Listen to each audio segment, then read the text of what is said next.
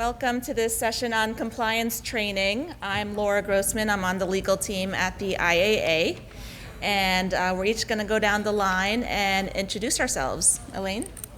Elaine Banar. I'm the Global AML and Anti-Bribery Head for Guggenheim Partners. Have a lot of past government experience as an assistant U.S. attorney, where I did investigations and prosecutions of money laundering, and also was an agent where I also did the same investigations. My name is Matt Bromberg. I am a partner at Dorsey and Whitney in the investment management practice.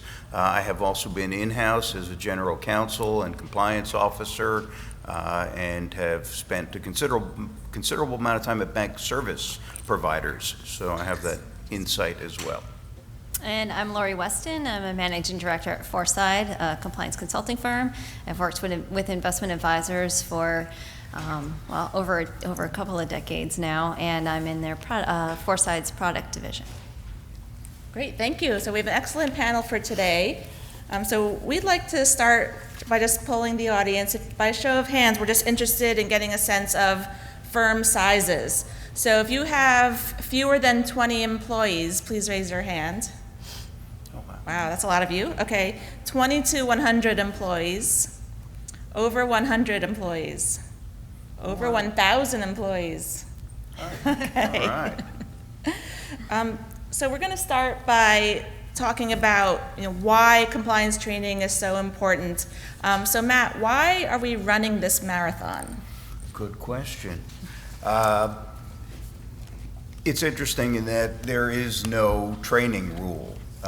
In preparing for the panel, in developing an outline, and that's available as a resource online, we did some research on the underpinnings, and where we really start is with the compliance rule, obviously, and viewing training as a cornerstone of any compliance program. And maybe that's an understatement or quite fundamental, but it's impossible to suggest that you've effectively implemented a compliance program without having supervised persons of the advisor trained on what that requires of them.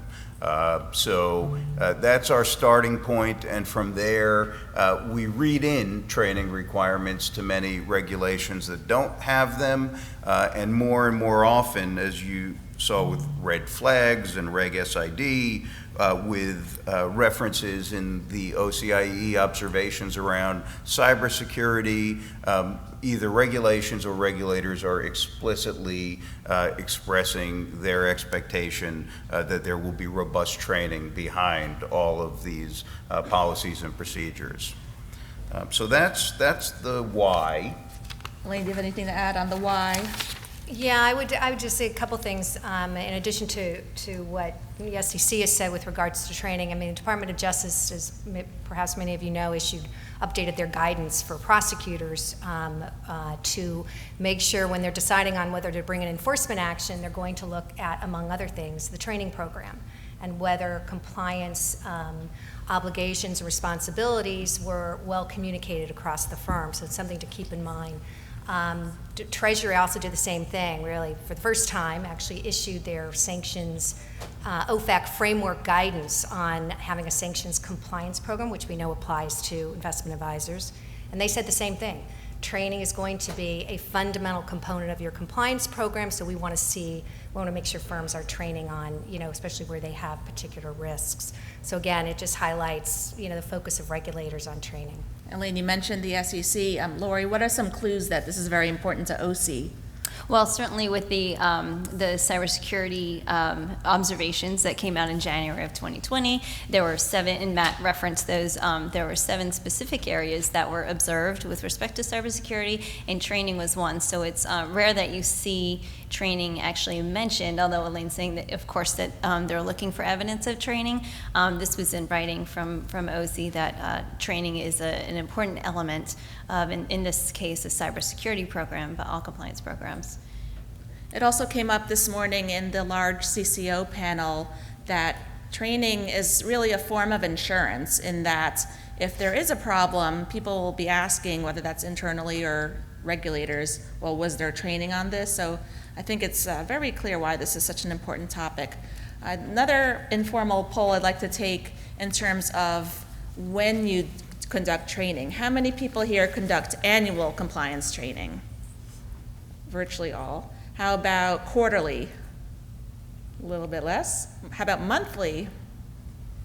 Monthly's not too popular. And just ad hoc as the need arises. So Matt, what are some triggers that might cause a firm to want to conduct compliance training? Well, I do think an annual compliance training session is expected and the norm, but there are really countless instances that could trigger the need for additional compliance. Just prior to this session was the CRS session. A component of CRS is the conversation starters, and raised in the panel was, how do we know that the representatives will say what they need to say in response to these conversation starters? And the answer is obviously training. It's scripts, and it's training, and it's ensuring that they understand what it is that the firm wants to convey.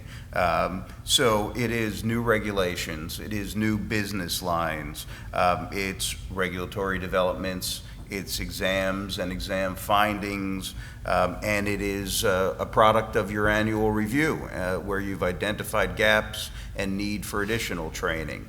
Another area where I've used training as a tool is when we've updated, or at a firm, we've updated contracts. Our financial reps are the first line of defense in terms of presenting contracts to a client, and they can raise lots of questions with clients, and it's extremely helpful to have reps trained up on contracts. So there are really countless opportunities to interact with staff on practical matters of compliance that will keep them engaged and really allow them to serve as a front line of defense on compliance issues. But my panelists may have some other thoughts as well. Sure. Well, I'm actually going to go back just to the OC cybersecurity observations again from January, because there is something that they mentioned to make sure that the training is you're reevaluating the training periodically to make sure that it's realistic.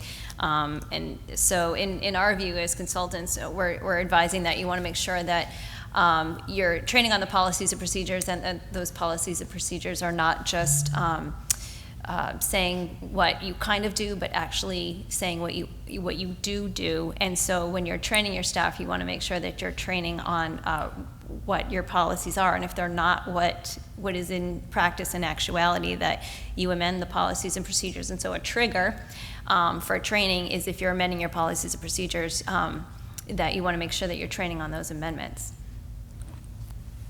Great. So let's talk a little bit now about the pros and cons of having mandatory versus voluntary training. Elaine? Well, I mean, I think, it's never fun to have to tell people they have to go to training, or that, at the end of the year, they've got 3 or 4 sessions that are mandatory that they have to complete. And the employees, from the top on down always, can get a little annoyed about that. But I really think that there's really no argument, in my opinion, that mandatory training you have to have. It has to be to some degree, and you can certainly decide which topic areas should be mandatory, but I just don't see how a firm can demonstrate to regulators that they've got a robust training program and that they're educating their employees on a regular basis without having training be mandatory, to make sure people just can't opt out if they don't feel like showing up. So I do think there has to be a certain amount of mandatory training that has to be on a regular basis. I also think you can have a mix of mandatory and voluntary, because you want to have something a little dynamic. So if you have mandatory training, people know they're getting the same topic areas every year. Things like, I would say, things like code of ethics training. That to me is an obvious one, I think, that everybody can agree that would be a mandatory annual training. For us, because we have global policies, from an AML global policy, sanctions policy, anti-bribery policy. I'm just going to talk about those because that's my kind of subject matter area. We have mandatory training on those as well, even though we have investment advisors who, as you know, are not subject to the Bank Secrecy Act. However, if there have been delegated the responsibility for AML requirements of a broker-dealer, then that AML training is going to be expected of that investment advisor. And there's also AML risk from an investment advisor perspective. So we have mandatory annual training, and we have biannual anti-bribery training. Again, bribery corruption risks can occur in the investment advisor world, as well as sanctions risks. So we include our sanctions and AML training together. So we're not giving multiple, different types of training. But again, I think, thinking about those topic areas that are going to be the most important, that are going to cover risks across the firm, I think those are the ones you want to put sort of at your priority of mandatory. And then, the voluntary training is going to be that where you might have new regulations that come out that is going to really be more pertinent for maybe a select group of people. So you want to have that ad hoc training, or new policies that come out that only affect a particular business line. And you might have training in that regard. But again, I know it's always a challenge to convince folks that training is important. But I think we have to be able to get that message across because regulators expect it.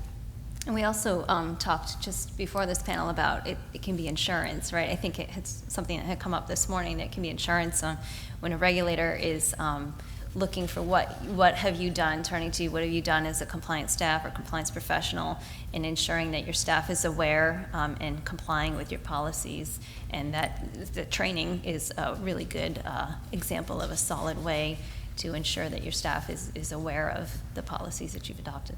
Matt, you used to be in-house. Did you have mandatory training? We did, and we would, there were some different approaches. There are a whole host of other, outside of our traditional Advisors Act compliance space, from a human resources perspective. There's required sexual harassment training. There are sessions that are absolutely mandatory based on state law, and compliance would partner with human resources to mix in maybe, I don't know that I want to call sexual harassment training the pancakes and compliance training the spinach, but we do try to bring interesting topics together with those that may be a bit more about the drudgery of compliance, and mix it up a bit, because people do have jobs, and they are more interested in getting to work, doing their job, focusing on their areas of expertise than they are attending compliance training. And we really made an effort to make it pertinent to attendees, and to be efficient with the mandatory training that we offered. Can I see a show of hands who has mandatory training? Wow. And voluntary? Okay, mostly mandatory. So I guess we figured out why it's important and what might trigger it. But so Elaine, can you talk a little bit about how you might deliver training? Well, I think there's so many different ways, depending on the size of your firm, depending upon your resources, how you can deliver effective training.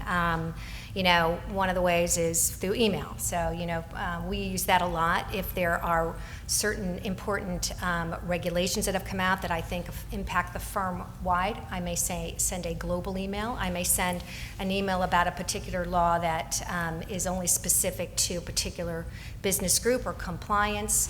So I think you can communicate issues in that regard, just to keep it timely and actually deliver knowledge and education real time. In-person and live webinars, I think, are really important because, again, it gives you that sense of cohesiveness where you're going to inspire conversation and questions in a room with presenters who, either a compliance presenter who's specialized on the topic, or if you use a third party to come in and talk about a particular topic. On the in-person sessions, I would say the one thing that can be really effective is to have compliance presenter and a business presenter at the same time. So you encourage the business to show up. I think we all, as compliance officers, can say, how many times do we have training? And the people in the room are compliance. And we really want the business in the room too, so they understand what our role is, how we're really there to facilitate business in an ethical way. And so I think if you have a business leader and a compliance leader leading that presentation, you're going to get more business people in the room. And it's going to really show a partnership between business and compliance, that the two are working together to try on behalf and for the benefit of the firm.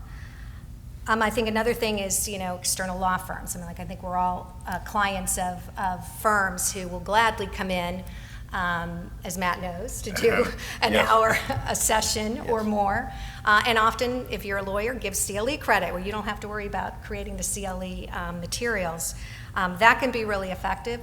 I would say the only thing there is, and we try to use our law firms to come in and give those presentations on, relevant regulatory updates and enforcement actions, but you really want to make sure that whatever they're giving, it's relevant to your firm, because we all sat through sessions either by third parties or law firms, and they're talking about risks and issues that have nothing to do with the types of issues that your firm may face. So just making sure that you're kind of keeping on track with that.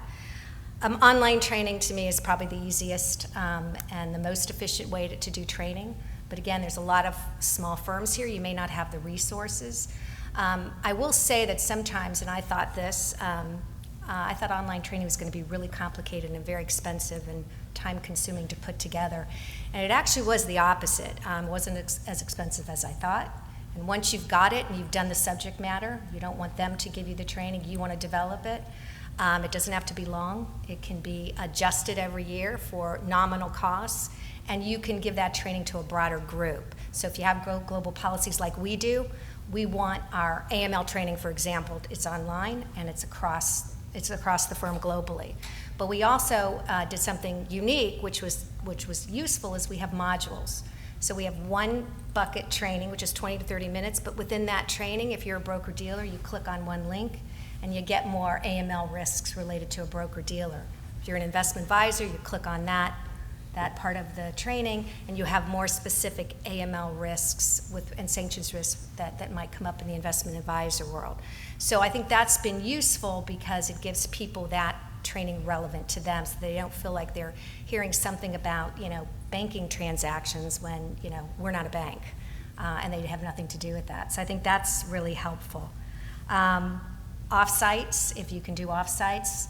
I can't tell, I haven't had any offsites at Guggenheim, but I did put together a few in my past life, and let me tell you, it's amazing how many things you'll find out about the risks and issues that you did not know about over a glass of wine as people are hanging around at an offsite, that can really give you an insight, and also ideas of how to enhance controls can come up in offsite. So I think those are some of the key things. And then monthly meetings. If you can have monthly meetings, I have a monthly AML meeting where we talk about AML issues, bribery issues, sanctions issues, and every other issue that comes up from in the investment advisor world, in the broker-dealer world. And it really has, people really attend because they get information. They hear about enforcement actions that might be relevant to them. I bring in outside speakers sometimes for that monthly meeting. So I think that helps to, again, educate and communicate across the board. Matt, anything to add on delivery methods? I would say there are other service providers in addition to law firms that folks don't always think to take advantage of, and it's always about leveraging your resources. There are a number of small advisors in the room, and I know that compliance resources are stretched and resources for bringing in outside training are limited, but bank service providers will come in and do some comprehensive and targeted trainings, consulting firms, distributors. There are lots of partners that you work with today that want to take any opportunity they're given to get in front of you and your folks, and they can add value, and it's not you droning on in front of your employees for the third time in a year. It, again, is just, it keeps it fresh and interesting, and is a way to leverage resources. Lori, anything to add on that? I would just add that when it's live or when it's a webinar or something like that, that it be recorded for those who might not be able to attend. It's a good resource to also refer back to. Let's move on to talk about coming up with the actual content of the training. I was asked during one of the receptions, how do you keep the same material interesting when you do it annually or periodically? So, and I think one place to start in trying to decide what to train on is to think about what has changed since last year. We talked about some triggers already, but have there been new regulations? Is there a recent enforcement case? Something that keeps it interesting, keeps it relevant to your employees. Also thinking about what are some of the most frequent questions that you got over the past period of time from your employees. That's probably a good clue that's a ripe area for training. So Lori, let me turn to you in talking about how you decide whether training should be firm-wide or a specific department or a specific role within the firm. Sure. So, well, not all of your, Elaine, you mentioned some training that might be delivered and not necessarily relevant to the firm or relevant to the business. Even within an investment advisor, there's going to be training that you want to focus on specific areas, departments that specialize in a particular area, and there's some training that's going to apply to all of your supervised persons. So since not all policies and procedures impact every staff member in the same way on a day-to-day basis, you do want to take a step back. You don't want to overload, overwhelm them with information and have every employee try to be educated on every policy, even if it doesn't necessarily impact them. And then you're actually probably diluting some of the information that they do need to know. So take a step back, look at your compliance program, look at the areas that do impact all of your supervised persons, areas like ethics, privacy, protection of client information, conflicts of interest. Those are all areas that would impact all of your staff. But then you also have policies that your firm has adopted that are specific to training practices, best execution. You want to have the staff responsible, the CIO and the investment professionals, very familiar with the policies and procedures with respect to your best execution, soft dollar, whatever it might be, trading practices, versus your marketing staff need to be aware of the upcoming changes to the advertising rule.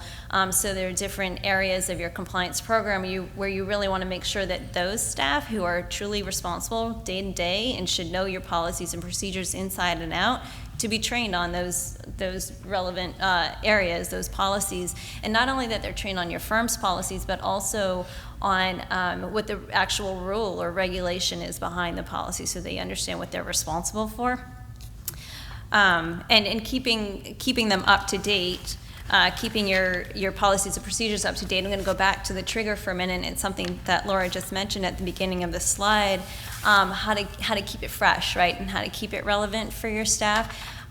This morning, Director Blass had mentioned that the SEC had met with, I believe she said, just over 40 small investment advisor firms, talking to them about rules and compliance areas. And one of our clients, as a consulting firm, one of our clients participated in one of those meetings, and the consultant who services that client went along for that meeting, and they heard from the SEC that the SEC actually has more than 20 risk alerts in the pipeline. So we're going to be we expect to be seeing, based on that comment, a lot of risk alerts. And risk alerts come out, why? Because the SEC wants to send a message. Maybe it's a result of a number of similar enforcements or at least deficiencies as a result of them examining investment advisors, and so they're trying to send a message. And so if you're seeing OC release risk alerts, that's certainly a trigger for you to examine your compliance program, and any changes you have to make to the compliance program warrant training or at least reevaluation, right, of the training to make sure that your staff who are impacted by the change are aware of the change and know how to comply. Another reason to keep your policies and procedures up to date is if you're finding, as a person that's responsible for your firm's compliance program, if you're finding even just one staff member who's not complying with a particular policy, Elaine, you were talking about this earlier, you kind of reintroduce it in the training, or at least make sure that the next training session covers that topic, because if one person's either misinterpreting your policy or not understanding it, there are other staff who might be relying on that person and interpreting it the same way or mimicking that staff. So you want to kind of nip it in the bud and try to prevent, further violation of the policy or of a regulation. To add to that, in terms of content and risk alerts, I think are great because they are not only prepared for lawyers, so and compliance professionals, they do resonate with business folks. And when you have a risk alert, or better yet, an enforcement action, provided it's not your firm, they are really instructive, and they bring color and credibility, if you would, to the importance of an issue that is sometimes hard to convey through standard training sessions. So we, in training sessions that I've run, will always bring in enforcement actions relevant to a topic, sometimes legislative history, because I do find that staff is interested in the policy considerations behind rules.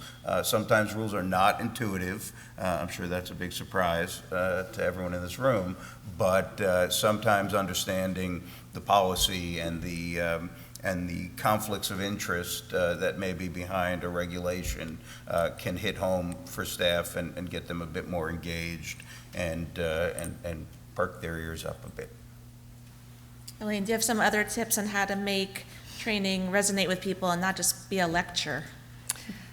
I think that I think we were going to talk about sort of making the message hit home, but sort of a little on that line is coming up with sort of those practical scenarios that have occurred in your business. So I'm going to sort of talk about my AML experience, since that's the area that I cover, is we look at any issues or escalations that have raised issues from an AML risk perspective, bribery risk perspective, the like.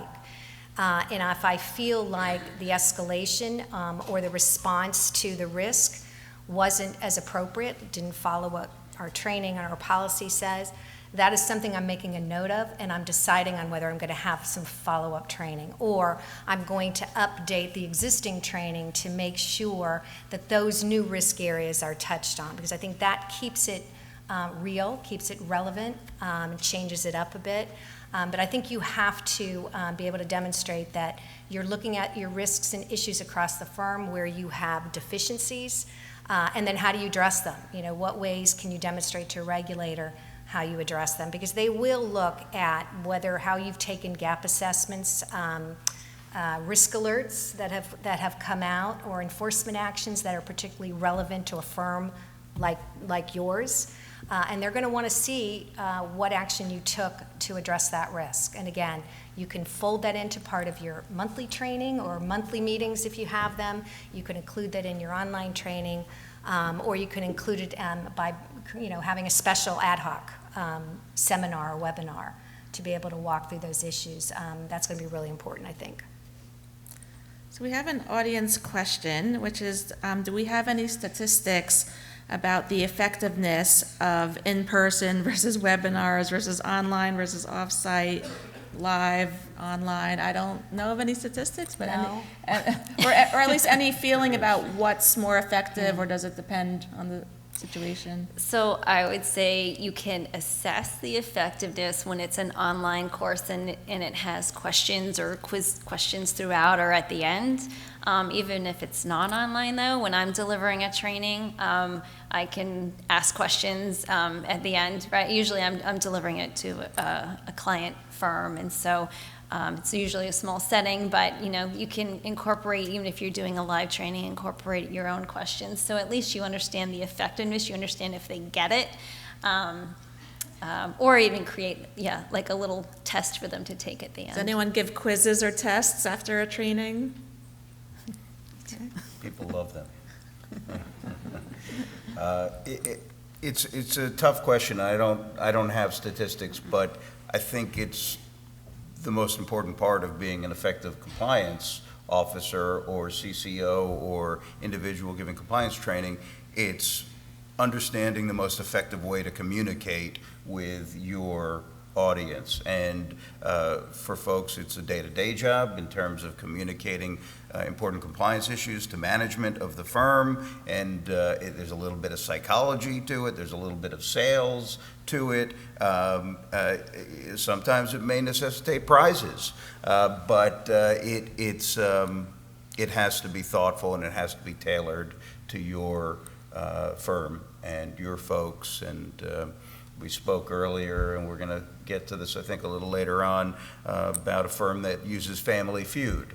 And I thought back to some of my prior firms and tried to picture, the stuffed shirt CEO standing ready to hit his buzzer. And I couldn't quite get there, so it might not have been right for that firm, but it sounds like it would have been a lot of fun elsewhere. So I think it really has to be tailored. I think with respect to making the message hit home, I think it was on a prior slide, resonate with the tone from the top. And so at the beginning of a compliance training, whether it's being delivered online, whether it's in person, whatever it might be, a message from a CCO to staff about the importance of the compliance program feels pretty mundane, I guess. But if you have another person of leadership, like a president or a CEO, emphasizing the importance of the training, maybe making it fun, I don't know, but demonstrating that it's important to them as well, and the importance of 100% participation, ensuring that everyone's complying. If the message is not just coming from the compliance staff, but from other respected leaders of the firm, I think that sets a good broad tone from the top versus just from the CCO. So Laura, you see a wide array of clients as a consultant. Yeah. So can you give us a couple of examples of cases where training would have definitely prevented something serious, such as an enforcement action? Sure, yeah, we've got plenty of cases. So one example would be, I guess, fairly common example that you've probably all experienced would be if you offer covered accounts and you're required to adopt an identity theft red flags program under Reg SID, which is actually one of the very few regulations that does require training. Many of the firms, many of our client firms, to protect client information or client identity will require that when an email request for wire comes in, that request be verbally verified. And we've seen numerous cases, and like I said, you probably have as well, where due to inadequate staff training, a staff acted on a request for a wire transfer when it was an email request from a client account. Definitely looked like it was coming, like it was legitimate, but the client's email account was hacked. The hacker in that email impersonated the client and requested money and used information based on prior conversations through the email chain or email chains that the hacker had reviewed, and really made it look like they knew what they were talking about, talked about the kids or whatever in the email. And so the request was not verbally verified with the client, and it was not legitimate. That's not only a deficiency, but there's client harm there, right? It's not just a compliance deficiency. Another example would be use of social media. LinkedIn, we've seen advisors who have client written recommendations, right? It's an actual recommendation of the advisor as an individual advisor on their LinkedIn page. That's client testimonial. Some social media activity borders whether or not it's client testimonial, but a written recommendation from a client is a testimonial, so that it was violating the Advisors Act, the advertising rule.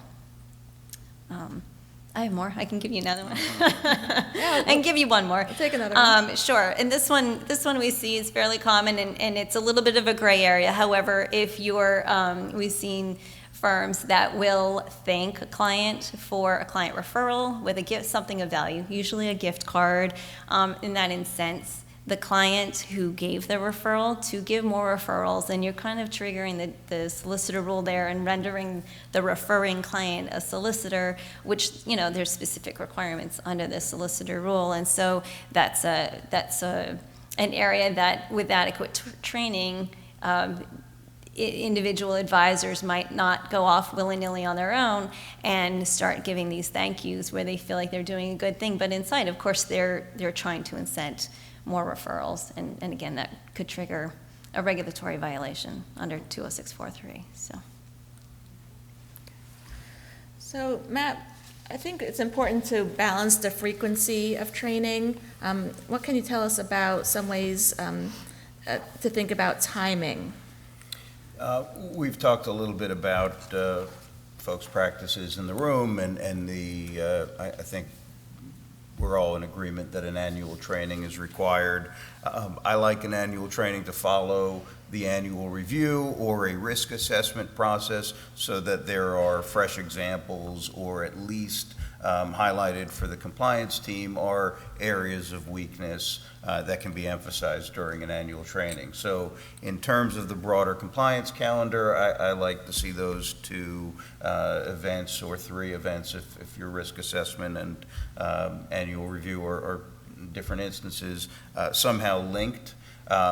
Obviously, there are other opportunities throughout the year. I've always done a new hire orientation in all instances, and to the extent that one has the resources and capacity, tailoring it to the role. Obviously, a new salesperson gets a different training in certain respects, obviously common modules, but certain training specific to that role as compared to a trading operations team member. And beyond that, I do believe in the targeted training. Again, if an enforcement is big enough and relevant enough, I worked with a quantitative investment advisor previously, and there was a fairly significant enforcement about 2-3 years ago that provided actionable guidance as related to expectations of compliance programs and training related to quantitative strategies. So in my view, it's a slam dunk. You develop a training based on that, and it's best practice. I also think it's probably tough for a lot of, particularly investment advisors, and if you're a firm like us where we have a broker-dealer and sometimes you have dual-hatted folks, they have a lot of training requirements anyway, and so to add more mandatory requirements can kind of really disrupt things. So I think what we've had to do is really look at all the training that's required, all the training that we're making mandatory, that may not be required, but we are making it required, and then figure out how to set some sort of interval as to when that training is going to be required. So people are not looking at 5 courses, if it's online or in person, to have to take within a short period of time, and also to stagger the training. So for example, we have anti-money laundering training mandatory every year, but our anti-bribery training is every 2 years. And so, in between that, we have annual code of ethics. So we add some anti-bribery, bribery compliance risks in the code of ethics training. So again, we're making sure the message is still being disseminated, but we're also, cognizant of the time people have to take training and trying to stagger it in a way where it's not going to be overwhelming and then you have people just not completing it. So Elaine, let's stick with you. What are some ways to document that employees in fact participated in some training? Well, obviously, if it's in person or webinars, you can have a log. Having people that at least are in the room, making sure they sign in. Importantly, having somebody maintain those logs. Because I've seen instances where regulators have asked for the training logs, particularly when you've had, a firm doesn't have the online training, is really relying on that in-person or webinar training. Another way to document it is if you have people dialing in, and sometimes you could have 5 people in a room and it looks like only one person is dialed in, is making sure people send in some sort of certification that they did attend the training. Another good way is, and I think Lori mentioned it, is if you have online training, and that test. That test is a great way to document not only that someone's taken the training and completed and passed it, But you can demonstrate to anybody that comes in about the effectiveness of your program is that you required someone to take a test to make sure they understood the concepts. And I've had a lot of good feedback from people, from executives to on down, who have come back and said, I thought that test was really hard, but I thought it was really good. And they've even said, geez, I missed one question, I'm so mad. Even though missing 2-3 questions, you still pass. But it was almost as if they were competitive. They didn't want to miss any of the test questions. And a few of them said, I went back to retake it just so I could say I got 100 on it and I could have that certificate. I'm not saying that's all what executives would do or senior management would do, but that's another good way of being able to document the training, who took it, the completion rate, who passed it, and the like. And then, again, having employees certify in a test.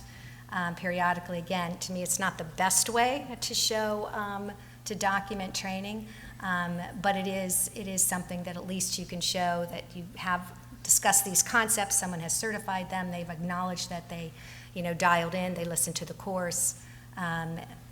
So I think, as long as you do have to keep track, and I think documenting even if you have monthly meetings, who attended those monthly meetings, particularly if you're, giving across information, you're trying to educate people in the room, is keeping track of all of that. And then Elaine, if someone failed to take the training, do you also document that? Yes, that is really important, and it has caused a lot of consternation in our firm, because we have now started to take action against people that have not completed the training at all, particularly the mandatory training, or didn't complete it on time. So again, you really have to have some consequences for breaches of the policy. I keep going back to what regulators will look at, but that is what they will look at. How did you make sure that that your policies and procedures that you were enforcing them? And that is one way to do it, is to keep track of the timeliness of completion of training, and also if you've got someone that just refuses to take training, never takes training at all. I mean, that to me is a big red flag. That sends a big message about, the seriousness that employee is taking with regard to their compliance responsibilities. And so you do have to think about how you can document breaches and then what you should do about it. And I would like to talk about what can be a very tricky subject, which is how to handle when very senior executives either refuse to take training or are tardy in taking it. How can you handle that when dealing with very senior executives? That's a really good question, and we've had to deal with that in the past. I would say, first of all, if you've got issues and your CCOs are not taking the training, that's a real big red flag, and it's going to be a big problem to explain that if you ever have an issue and a regulator comes in and wants to see who took the training and who didn't. I think that in that case, if you have that situation, and I'm sure that we don't have any of that situation with the people in this room, but if you do have that situation, I think bringing in external parties to talk about that, so you're not on the front line maybe you're not a CCO, but you're handling some of the training and a compliance officer, bringing in an outside party to come in and talk specifically about that. In providing CLE credits, you can get that CCO into the room if they're a lawyer. If you're talking about senior executives who are not taking the training or maybe are late, getting the CCOs involved and reaching out to the senior executives to explain the importance of this and reminding them really about the risk to the firm. Sometimes they think not about how important the training is, but what would happen if a regulator came in and I'm supposed to be demonstrating the tone from the top and I'm not taking any of the training. So I think it's tricky. There's a lot of different ways of trying to approach it, but I also think relying on a third party to come in and get that message across if you have a real big problem is one way to go. When we're conducting exams as a third party or meeting with our client firm, we are often asked by the CCO, could you please document that? Our C-level whomever just doesn't understand or doesn't want to comply. It's not necessarily training, but certainly training is relevant, right? If they're not taking the training, can you please document that as part of your report in this exam, because it's coming from, a third-party expert, and it might resonate more with the leaders, and it really diminishes the tone from the top if you've got leaders of the firm who are not complying with the firm's policies, including training. Yeah, it's a very difficult position for a compliance professional to find themselves. I'm sure we do have COs here that report to CEOs, and I'm sure everyone has heard the excuses. It was the online training system, didn't work last night when I tried to do it ahead of the deadline. I've been traveling for 3 weeks. It can be very difficult when it's someone with the power to hire and fire. And I don't know that we have all of the answers here, but some techniques that I've found effective have been everything from a sales job of really trying to emphasize the importance and the greater importance of the most senior executives taking all of their training obligations seriously, and distinguishing for them how a regulator would view violations of a CEO and a president as opposed to an operations clerk. It is just so fundamental to a compliance culture at a firm that it has to be amongst their top priorities.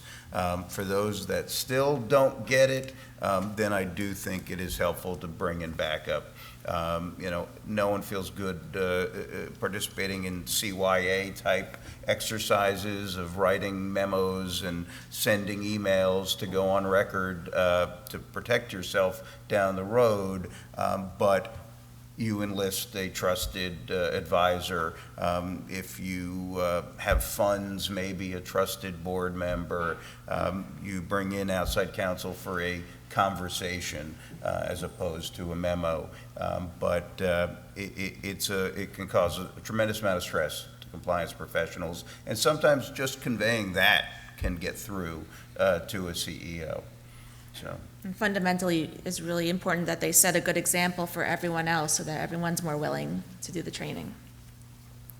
So let's talk a little bit about the fun stuff.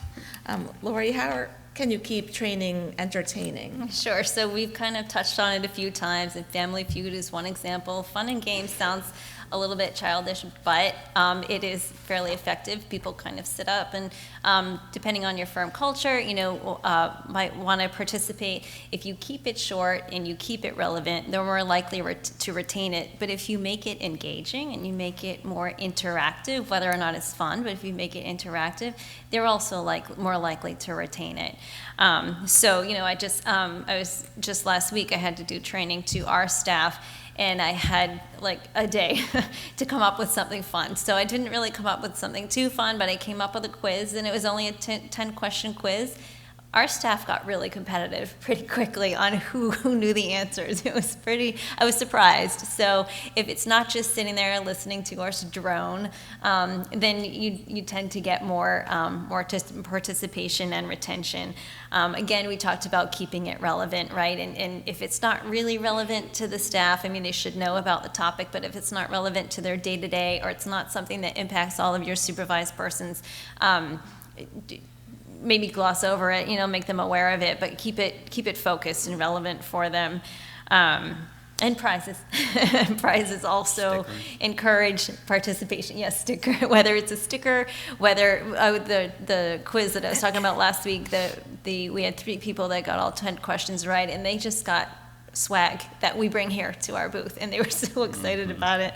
So, yeah, and also on this bullet is the question of the day, which I love.